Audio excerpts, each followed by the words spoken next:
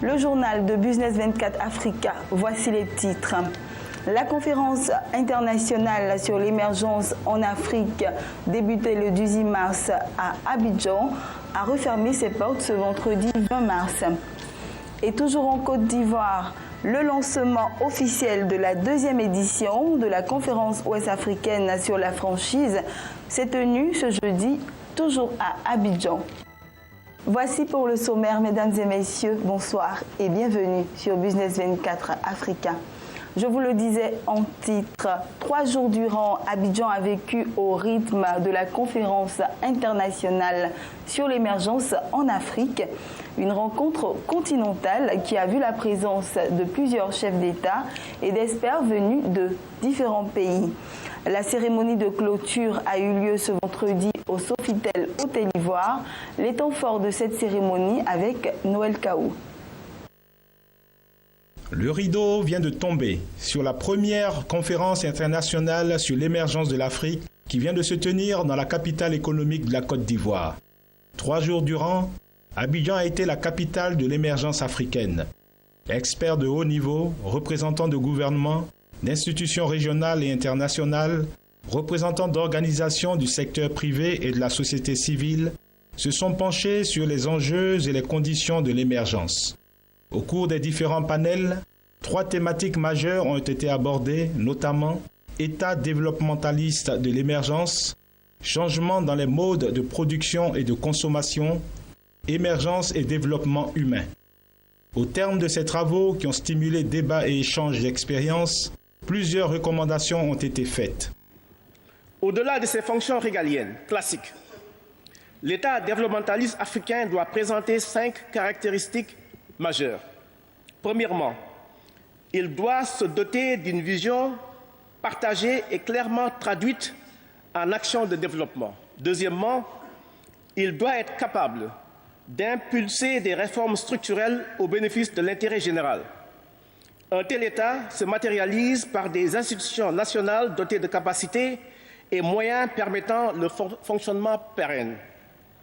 Troisièmement, il doit être capable de planifier le développement à moyen et long terme dans un climat d'équité et de justice, de progrès et de paix, et d'orienter les investissements vers les secteurs, programmes et projets devant concourir à la réalisation des objectifs globaux et sectoriels prioritaires pour matérialiser la vision de l'émergence.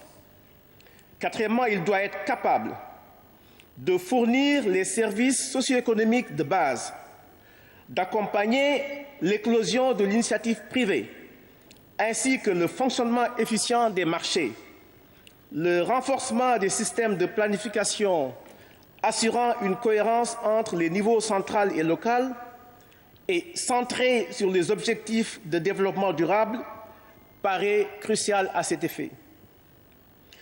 Son action, l'action de cet État, doit être fondée sur la transparence et la reddition des comptes, en clair, la bonne gouvernance. Celle-ci doit être axée sur une responsabilité et une participation accrue du secteur privé et de la société civile. Saluons la participation effective des présidents d'institutions et des membres du gouvernement de plusieurs pays à ces assises. Exprimons notre reconnaissance aux partenaires au développement, notamment le PNUD, la Banque mondiale et la BAD, pour leur appui technique et financier. Exprimons notre reconnaissance aux pays émergents, en l'occurrence le Brésil, la Chine, l'Inde, la Malaisie, l'Afrique du Sud et l'ensemble des organisations communautaires et internationales pour le partage de leur expérience. La Côte d'Ivoire, qui a déjà affiché ses ambitions d'être émergente à l'horizon 2020, a aussi partagé sa vision avec ses hôtes. La Côte d'Ivoire, sous la haute impulsion du président de la République, son Excellence M. Alassane Ouattara, a pour ambition de s'engager durablement sur la trajectoire de l'émergence dès 2020. Il s'agit de réaliser la transformation structurelle de l'économie ivoirienne grâce à une croissance économique robuste, durable, inclusive et créatrice d'emplois. L'objectif est de bâtir une économie industrialisée, capable d'accroître substantiellement la part des produits manufacturés dans le produit intérieur brut et les exportations, et de favoriser l'avènement d'une classe moyenne, tant en milieu urbain que rural, à même de soutenir une demande intérieure forte et viable. La conférence internationale sur l'émergence a enregistré la participation d'un nombre important de délégations nationales et de personnalités venant des pays africains, des pays dits émergents et des pays développés. Au total, ce sont 300 experts de haut niveau qui ont pris part aux travaux. Et toujours en Côte d'Ivoire, après une première édition en 2013, la conférence ouest-africaine sur la franchise revient cette année avec l'intention de rapprocher les acteurs économiques du Nord et du Sud pour créer des opportunités d'affaires. La cérémonie de lancement de cet événement s'est tenue ce jeudi dernier au district d'Abidjan. Lawani Babatunde nous en dit plus. Pendant 3 jours, les entrepreneurs, les investisseurs de pays africains et du reste du monde et le public ivoirien sont invités à la Chambre de commerce et d'industrie de Côte d'Ivoire pour prendre part à la 2e édition de la conférence ouest-africaine sur la franchise, WAFCO, autour du thème « Franchise, opportunités d'investissement et création de richesses ». Ce système de commercialisation de produits, de services et de technologies basé sur une collaboration étroite et continue entre 2 entreprises, franchiseurs et franchisés, reste encore méconnu en Afrique subsaharienne. Malgré les opportunités qu'il offre dans la distribution, la production et les services. Pour le franchiseur déjà qui cherche à se multiplier, à développer ses points de vente, parce qu'en termes d'opportunités, il va rechercher donc assez de franchisés. Donc plus il a des canaux pour pouvoir diffuser son concept, plus ce sera mieux pour lui. Alors pour le franchisé, qui sont généralement des personnes à la recherche d'idées, qui sont généralement aussi à la recherche d'opportunités, c'est pour eux une aubaine de pouvoir rencontrer des franchiseurs qui ont des concepts innovants. Et de pouvoir tisser des relations d'affaires. Et pour les pays, généralement, c'est en termes de transfert de technologie, en termes de comment on va dire ça, de créer des résorptions du chômage, c'est une aubaine pour eux de pouvoir s'appuyer sur ce concept-là, afin de pouvoir les aider du moins dans leur politique de résorption du chômage. Voilà. C'est un vrai concept parce que depuis les années 80 où le concept a déjà été créé aux États-Unis, ensuite ça a glissé vers l'Europe. Aujourd'hui, de plus en plus nous connaissons ce que c'est que le concept de franchise. Donc c'est un concept effectivement d'avenir et comme on l'a dit, ça permet d'aménager les territoires, ça permet aux collectivités de pouvoir donner notre visage à leur ville. Parce que si vous installez plus de franchises, vous allez voir que le visage de la ville va changer. Et donc c'est une vraie aubaine pour ces derniers-là de pouvoir se mettre à l'école de la franchise.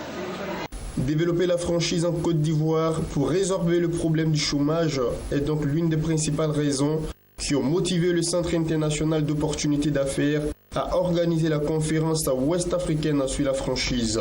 Les entrepreneurs, les porteurs de projets, les collectivités locales vont bénéficier de rencontres B2B et des formations sur la franchise et ses avantages. 100 stands repartis sur cet espace professionnel et culturel vont accueillir près de 4000 visiteurs par jour pour échanger sur cette solution qui a déjà fait ses preuves sous d'autres cieux. Ailleurs en Afrique, et cette fois-ci en images, le Nigeria et la Côte d'Ivoire ont entamé des négociations avec la Société islamique pour le développement du secteur privé, une filiale de la Banque islamique de développement pour l'émission de Soukousk. Outre le Nigeria et la Côte d'Ivoire, le Niger a déjà signé un accord avec la Société islamique pour le développement du secteur privé pour l'émission d'un soukousk de 150 milliards de francs CFA. Continuons toujours avec cette autre information, toujours en images. Le groupe bancaire français Société Générale a annoncé l'acquisition de la filiale mozambicaine de la banque mauricienne Mauritius Commercial Bank. Société Générale, qui n'a pas divulgué le montant de la transaction, a expliqué dans un communiqué qu'il prendra la majorité du capital de la Mauritius Commercial Bank Mozambique par l'intermédiaire d'une augmentation de capital. Cette opération reste soumise à l'approbation de la Banque centrale de Mozambique, précise le communiqué. Dans le cadre de son plan de croissance 2014-2016, Société Générale vise une croissance annuelle de ses revenus de 7% et un rendement des capitaux propres supérieur à 15% en Afrique. Et c'est l'essentiel de l'information ce jour. Bonne suite de programme sur Business 24 Africa et surtout portez-vous bien.